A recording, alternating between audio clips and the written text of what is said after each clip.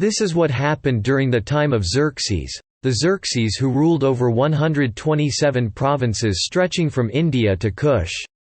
At that time King Xerxes reigned from his royal throne in the citadel of Susa. And in the 3rd year of his reign he gave a banquet for all his nobles and officials.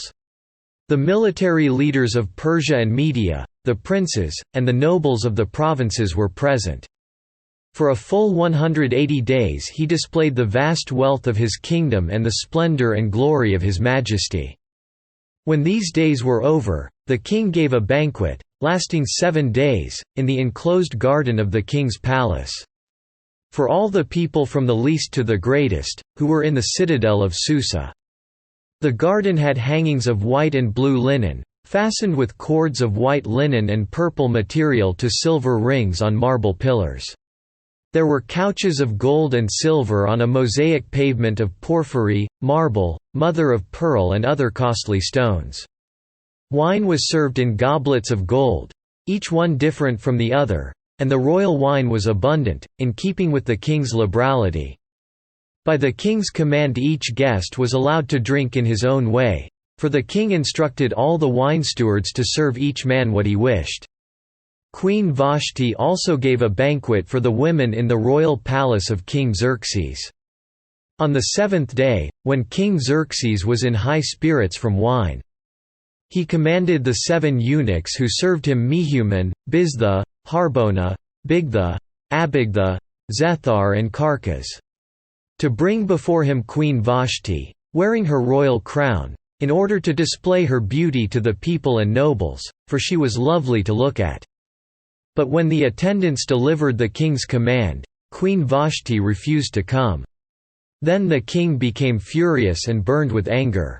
Since it was customary for the king to consult experts in matters of law and justice, he spoke with the wise men who understood the times, and were closest to the king Karshina, Shethar, Admatha, Tarshish, Meres, Marsana and Memujan, the 7 nobles of Persia and Media who had special access to the king and were highest in the kingdom.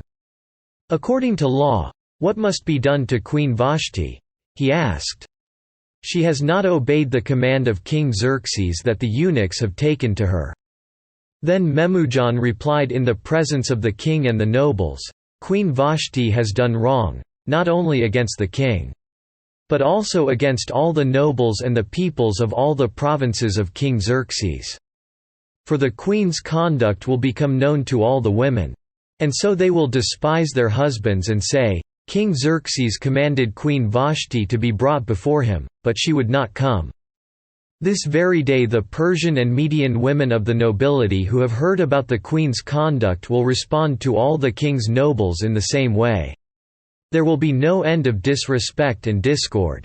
Therefore, if it pleases the king, let him issue a royal decree and let it be written in the laws of Persia and Media, which cannot be repealed, that Vashti is never again to enter the presence of King Xerxes. Also let the king give her royal position to someone else who is better than she.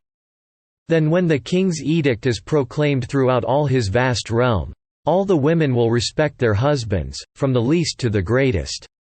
The king and his nobles were pleased with this advice, so the king did as Memujan proposed.